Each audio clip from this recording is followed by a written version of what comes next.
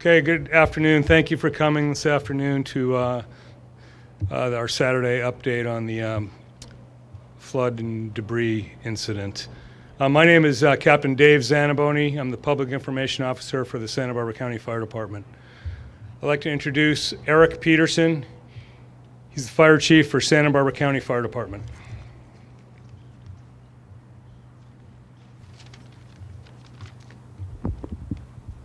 Good afternoon, everybody. I want to start by giving my sincere thanks to all of the people from all over California who have come such a long way to help us. Our mutual aid system is the best in the world. To all of you in the system, we needed you for the Sherpa fire, again for the Alamo fire, again for the Whittier fire, the Ray, and the Thomas fires. We needed you for this flood, and again, you are here. CAL FIRE, the CHP, the Office of Emergency Services, FEMA, and all of the city, county, and local government agencies that have, again, come here from long distances to help. All of the incredible nonprofit agencies, the County of Santa Barbara, and especially Montecito, thanks you. And to our locals, my battle-tested colleagues in the area fire departments and law enforcement, and the people standing behind me from the EOC and those they represent. As a proud member of this community, I thank you the most. You have been here since that first terrible morning and the days leading up to it. I have talked to so many of you and heard such stories of rescues made and of hope and inspiration. I have felt the pride and the elation of knowing that your training and planning and skill led to so many lives being saved.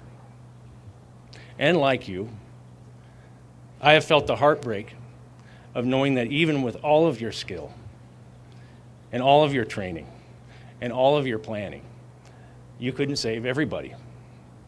No one could have planned for the size and scope of what a 200-year storm immediately following our largest wildfire would bring.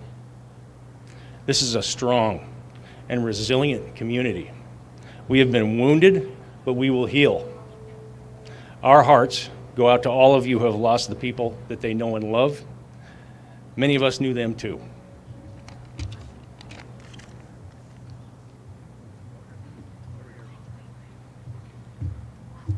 Thank you, Chief.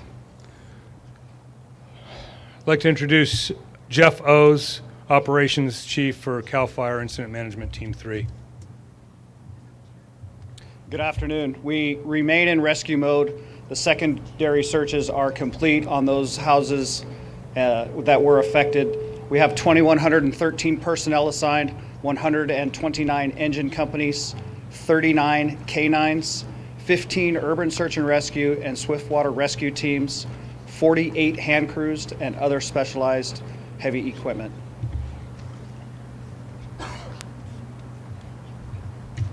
Thank you, Chief. I'd like to introduce Sheriff Bill Brown, Santa Barbara County.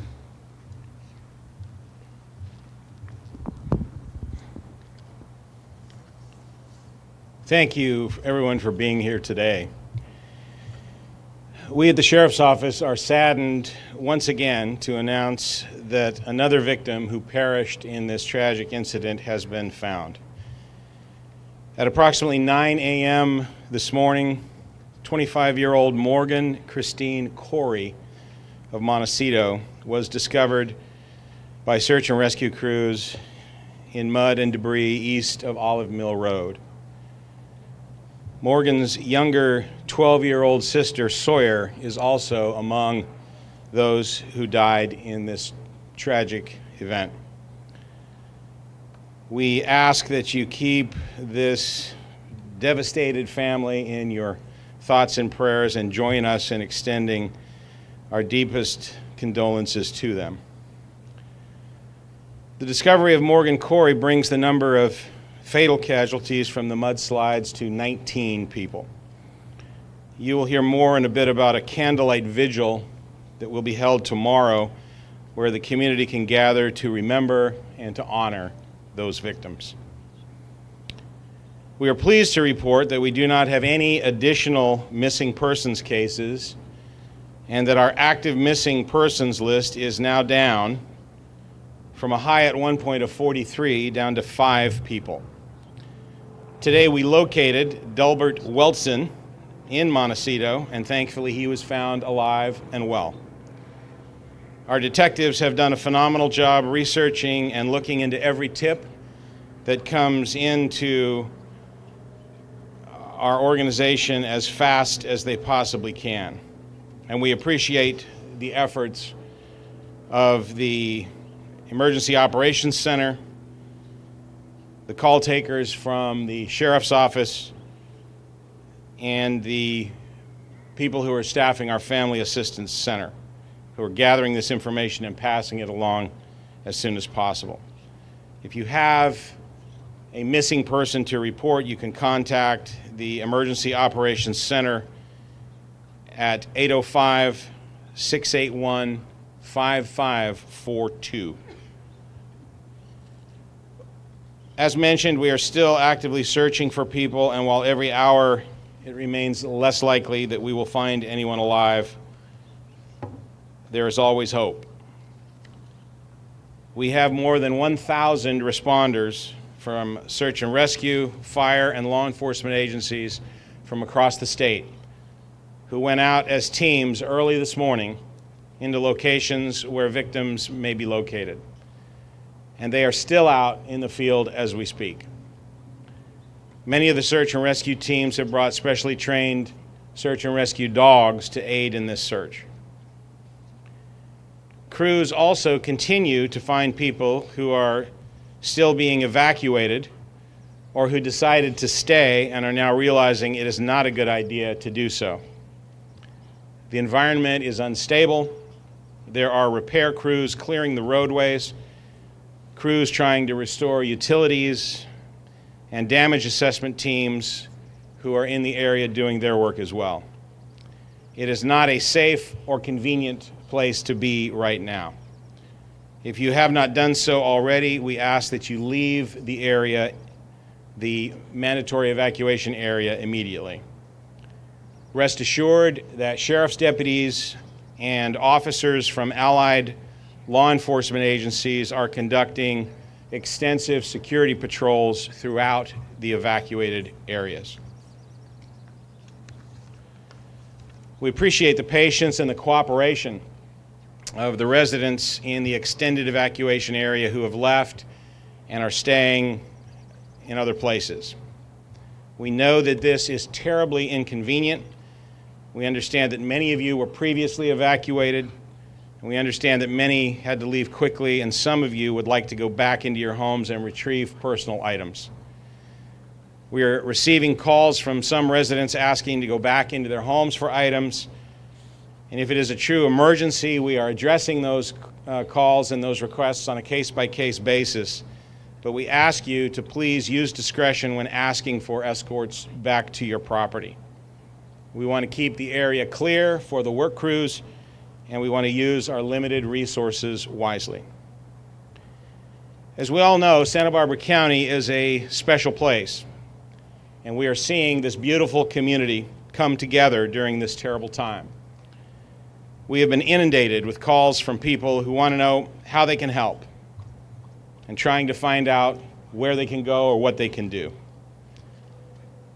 We want to thank, in particular today, the Citrix Company employees who came to the Sheriff's Search and Rescue Office headquarters and cleaned all of the vehicles, the equipment, and the office, which, as you can imagine, were covered in mud due to Search and Rescue's involvement from the beginning and throughout this incident. We so appreciate this act of generosity and kindness. We will let you know, those of you who want to help and do something, we appreciate very much your desire to do so. We remind you that you can donate to the American Red Cross, and your donations will be directly helping those who've been affected by this tragic incident. And another idea, again, that we'll remind you of is to open up your home to someone from Montecito that you may know who doesn't have a place to stay right now. Our local hotels are filled, and it's becoming difficult for people who want to leave the area to find shelter. Again, I would remind everyone that the Red Cross evacuation shelter at Santa Barbara City College remains open and available. And we will again let you know if there are any other opportunities to assist in this unprecedented event. But know that right now, your good wishes, your thoughts, and your prayers are very much appreciated and are making a difference to those of us who are honored to protect and serve the people of Santa Barbara County. Thank you.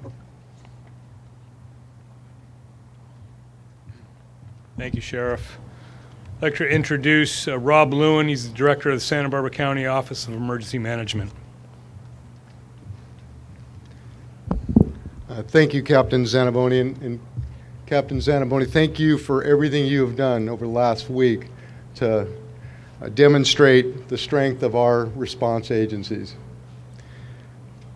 I represent the folks at the Emergency Operations Center, 150 strong, that show up every day for 16-hour days with the aim of supporting our first response agencies. The men and women from the fire departments and the law enforcement agencies and the flood control district and the public works department who are out there in the mud and turmoil and under exhausting conditions. We hope, and I believe we have, provided them as much as we can to support them in their endeavor. But our actions are not just about the first response. Our actions are also about preparing for the next rains.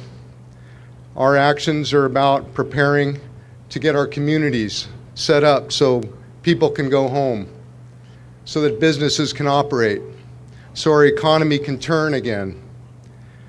Our job is to do all this, and I'm telling you, every minute of the day, there's not one person in that Emergency Operations Center who doesn't understand the mission that they have, and they do it as public servants with great hearts.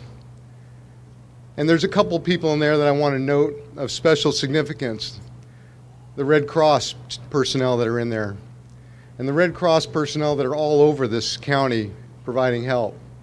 You would not know that they're volunteers with the way they operate. Every day for 16 hours, there's 2 folks in there that help us, and they work alongside all of us public servants.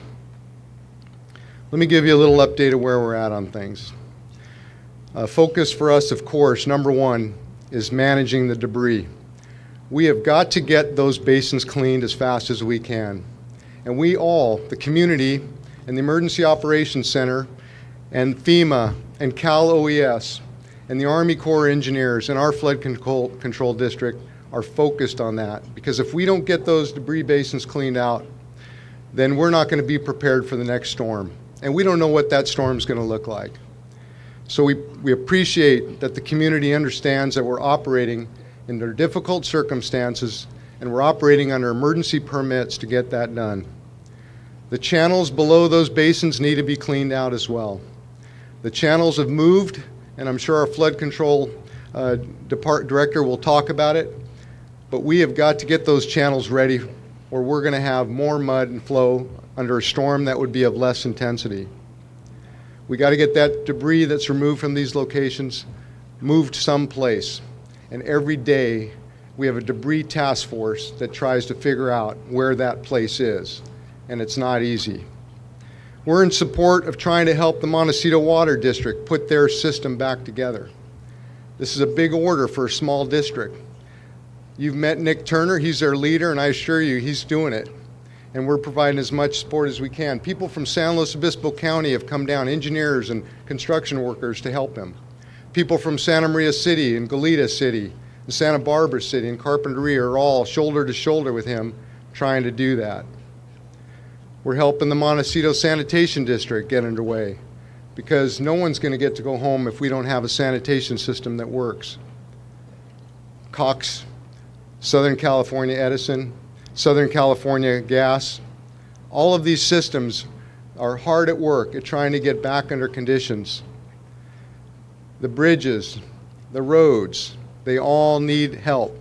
And we have a team of people focused on those every single day. Our main mission, of course, is to support the incident, but we also have to think about all the other things that are going on in the county. We have critical personnel that work for varieties of agencies and organizations in our county. They're correctional staff, sheriff's deputies, firefighters, teachers, healthcare workers. We need to get these people to work because they've got a mission. So we're developing a transportation plan that's going to be able to get these people from south of the flooding on Highway 101 and get them to work. And that plan should be underway, we hope, no later than Tuesday. We've got to work on communicating to all of the community on what we're doing. And I can tell you our Joint Information Center at the EOC is strong. Every day, 16 hours a day, they're pumping out as much information as possible, and they're getting contacted from all over the world. The Local Assistance Center will be set up soon. The Family Assistance Center continues. But again, probably the most important thing we do is prepare ourselves, your government, and prepare all of you, the community, for storm readiness. The next storm will come. We don't know what it'll be. So how do we do that? Well, I can tell you since December 10th, while the Thomas Fire was actively burning, the burn area emergency response team and the watershed emergency response team have been on the ground analyzing the Thomas Fire.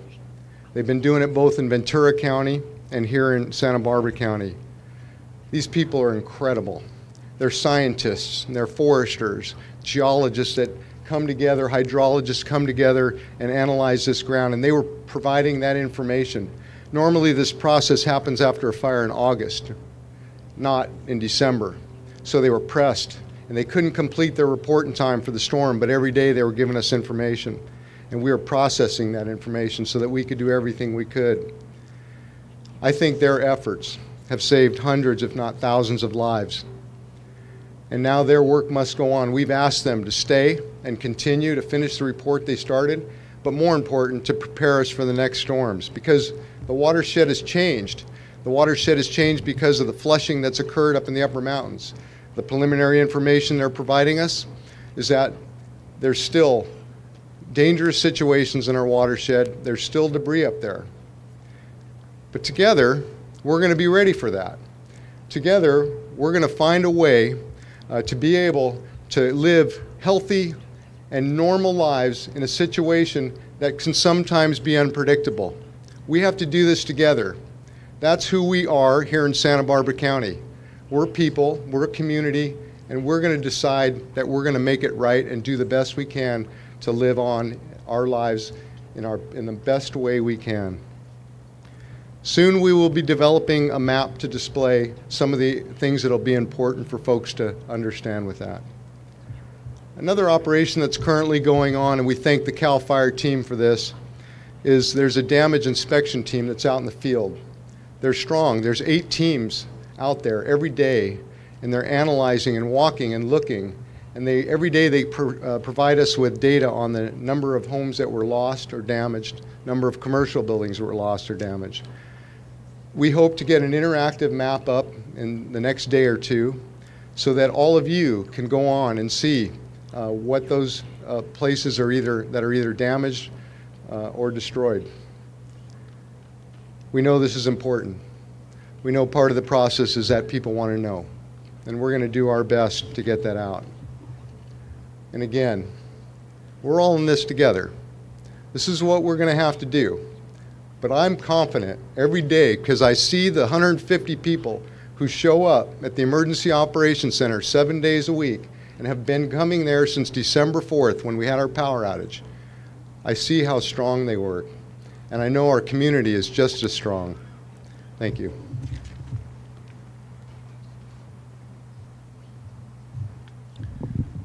Thank you, Ron. I'd like to introduce Jim Shivers with Caltrans. Good afternoon, everyone. The issue here in Santa Barbara County is a top priority for Caltrans, from our director and headquarters to our local management. It is a commitment of all of our employees to get Highway 101 open and State Route 192 open as well. Our crews are working 12-hour shifts, 7 days a week, and they remain totally committed to this endeavor to reopen these highways. And I know that people think of us as a state agency, but we're a state agency that lives in this community. We raise children in this county. We attend local practices with parents and coworkers. We're invested in this community, and we're not going to leave this community. So again, this is a major undertaking for every agency, including ours. I wish I could say when Highway 101 will reopen. I can tell you that it will, but I don't have a specific date or time at the present. The issue for us is the massive amount of water on the highway. Once we can get that water to recede, we feel very confident that we can bring in the available equipment on standby, get down to the bottom, and move the heavy material out of the way. And again, our top commitment is to get Highway 101 open. It is part of our mission statement. It is something that we are truly working to see happen. We were happy to announce yesterday that southbound Highway 101 did reopen from State Route 150 to Padaro Lane. We hope to provide more updates on other openings as we can, but I just want to close by saying that there's a Caltrans that the public may see or think or have an imagination about, but if you work within our organization, you don't realize the commitment and the talent level in multiple departments within our agency, whether it's maintenance or construction or dispatch or planning or environmental. We fight the battle every day for the citizens of California, and we, like everyone else here, will be happy when we can say that things are back to normal. Thank you. Thank you, Jim. I'd like to introduce Captain Cindy Ponce, California Highway Patrol. Good afternoon. Thank you all for being here today. The 101 still remains closed, northbound at the 150 and southbound at Milpas. Alternate forms of transportation to and from the Santa Barbara area are available through Amtrak on the train and through Island Packers and Condor Express on the ferries. And if you're using the alternate route from I-5, we ask that motorists use the 46 instead of the 166 because it has more capacity than the 166. Unfortunately, impatient drivers have caused head-on collisions by passing when it was unsafe on the 166. We have more CHP officers patrolling the 166 at this time, so please drive carefully and safely. Also be aware, northbound on the 101, north of our closure there at Olive Mill, the roadway is very slippery and muddy. Trucks that are coming out of the area are carrying mud and water and have it on their tires. So it's getting on the roadway, so please slow down and be very careful. We've had a few accidents there also, so we want you to drive cautiously. And we'd like to recognize the first responders who are working so hard on this mission. They are working in unprecedented, tragic conditions, yet they are so resilient and persevere through this difficult time. You should be so proud of your first responders in this county. And again, we just ask for your patience. We know that emotions are running really high right now, and people are really upset about the 101 being closed. We are too. We want it to be open because it has an effect on everyone. So please know that it is our #1 priority to get the freeway open. Thank you. Thank you, Captain Ponce. I'd like to introduce Tom Fayram, Deputy Director for the Santa Barbara County Flood Control District. Good afternoon. Today showed yet more improvements in our work in the Montecito and Carpentry areas. More channels are open, better mobility on our roadways, and now work in progress on our debris basins by the U.S. Army Corps of Engineers. I was able to meet today with Colonel Gibbs, the commander of the LA District of the Corps of Engineers, who came to Santa Barbara to see firsthand the devastation. Colonel Gibbs viewed the disaster area and saw the combined efforts of county and other local agencies, the state, and now the federal government in action working together. Tomorrow, we will work on clearing creeks, roads, and debris basins, and we will continue until we're done. I'd like to close with a thank you to the agencies that were involved in the pre-storm disaster work that Mr. Lewin mentioned. Kevin Cooper with the BEAR team with the U.S. Forest Service, Los Padres. And Len Nielsen with the CAL FIRE work team, standing right there, my new friend. These individuals provided us timely information that without having that information, we could not have forecasted with any probability of what might happen.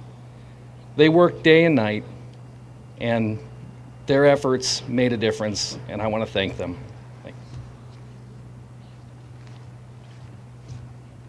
Thank you, Tom. I'd like to introduce Suzanne Grimacy, Santa Barbara County Behavioral Wellness. Good afternoon. My name is Suzanne Grimacy. I work with the County of Santa Barbara Department of Behavioral Wellness. A community meeting will be held on Tuesday, January 16th at 4 p.m. at La Cumbre Junior High School, located at 2255 Modoc Road in Santa Barbara. Planning is continuing for a local recovery and assistance center, which is scheduled to tentatively open on January 17th for an extended period of time. We will have both weekday and weekend hours available to the community. A candlelight vigil will be held this evening in Carpinteria at 6 o'clock at the Seal Fountain. Another candlelight vigil will be held tomorrow from 5 until 6 p.m. at the Santa Barbara County Courthouse Sunken Gardens at 1100 Anacapa Street. Montecito's elected representatives are working together to organize this event. The elected officials participating include Santa Barbara County 1st District Supervisor Doss Williams, Santa Barbara Mayor Kathy Murillo, Santa Barbara 4th District City Council Member Kristen Snedden, Santa Barbara 4th District City Council, Assembly Member Monique Limon, State Senator Hannah-Beth Jackson, and Congress Member Salud Carbajal. Members of the faith community will also be present, and counseling services will be provided by the Santa Barbara County Emergency Operations Center and Hospice of Santa Barbara. The Family Assistance Center remains open through the opening of the local Recovery and Assistance Center and remains available for the community to come for support or to call toll-free 833-688-5551. In closing, I would like to share a powerful quote made this morning by Rob Lewin, our director for the Santa Barbara County Office of Emergency Management. We are either survivors or victims, and we get to decide which. I believe we are surely survivors. Thank you.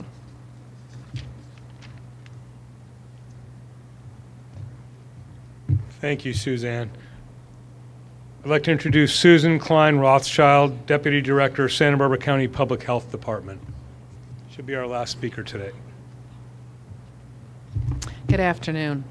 Santa Barbara County's health officer has closed beaches from Gaviota to Carpinteria due to bacterial levels that continue to exceed standards.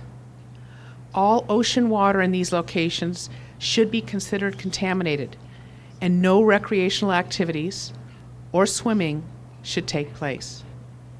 This order does not include the sandy beaches themselves. Members of the public who are walking on the beaches should avoid debris. We know that people want to do something to help our community recover, like organizing beach cleanup processes. However, beach cleanup activities may present hazards. If the public is engaged in cleanup, they should use caution and consider the following recommendations. Wear steel-toed boots with steel shanks to protect from stepping on sharp objects. Wear thick protective gloves. Assure that they have facilities to thoroughly wash up with soap and water, not just hand sanitizer, when they complete activities. Do not open or touch any containers that could hold hazardous materials, things like fuel containers, propane, or pesticide. Please do not open them. Report suspicious containers to the Environmental Health Services hotline at 805-681-5538 and provide the date, time observed, and description of the container. Please know that in the days ahead, the Public Health and County Parks and other agencies will be tackling the beach cleanup process together. We know it's important to our community, and we're proud to be part of this community. Thank you.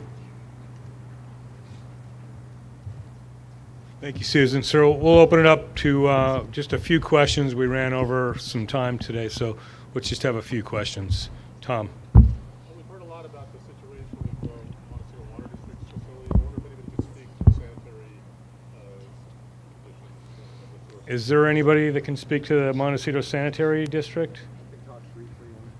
Yeah, Rob. So the sanitary district in Montecito we've been in contact with them. We're helping them by providing them with some resources from the Emergency Operations Center through mutual aid, and that helps coming. They've hired a contractor that's going to be able to start from top to bottom and put that system back together. The treatment facility is intact. One of the concerns they have is the debris that has gone into the sewage system, all the effects on that within the system. We all know that it isn't just enough to have the water system back on. We have to make sure that the sanitation district is up as well before people can get back home. Was it as badly damaged as the water system? In a different way, but yes. The water system, of course, is damaged not just because of all the pipelines that broke on the supply side, but all of the destruction on the distribution side as well. Another question? The woman in the back.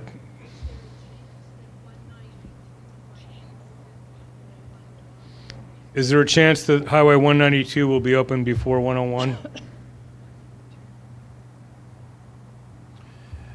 At the present time, we don't have any timetable on the reopening of State Route 192. Many of the bridges along that stretch of roadway have been inspected. They're in good condition. They're being used by emergency responders. We hope that when we get that roadway open, you may encounter some restrictions with that, But like US 101, I wish I could say we had a hard date to open, but I can't say that today. You had a question, sir? Could someone speak more specifically to what efforts are being made to clear debris ahead of another storm? Just specific numbers on the number of crews out there that are doing that, and the number of trucks that are out. Tom, question is number of crews that are actually working to clear the debris. We have multiple creek channels that flow through the area. My latest report is we had 8 large excavators actually in the creek channels. And I would say that 2 days ago I passed by an area where there was no creek, and today I went by and the creek was fully restored by either our crews or the contract workers working for us. We are making great progress, and we have several days before that next storm, and the creek channels we feel confident we'll have at least the ability to pass a base level flow. Debris basins are a challenge due to the enormity of the debris that's there, but that action, the effort doubles every day, and we will be making good progress in the week ahead. Okay. We're going to take one last question. Thank you. Along those lines, where is the debris going now? Is it going somewhere now that it wouldn't have otherwise because you're running out of room? Question is where is the debris being taken? Most of the debris out of the creek channels are being sidecast in place just to open it up. It's not being removed. Debris off of the roadways are going to multiple areas. Foothill Landfill, at the end of Ash Avenue and Goleta Beach as appropriate, and then other landfill areas that are both out of county and along some Caltrans right-of-ways. Those are the ones I know of, and always looking for more. Okay, folks, that's going to conclude today's press conference. Again, just a reminder that Tuesday afternoon, in lieu of a press conference, there will be the community meeting at LaCoumbre Junior High, and that's on Modoc Road in Santa Barbara. That'll be at 4 o'clock, same time. And our next press conference will be here tomorrow at 4 o'clock, same location. Thank you.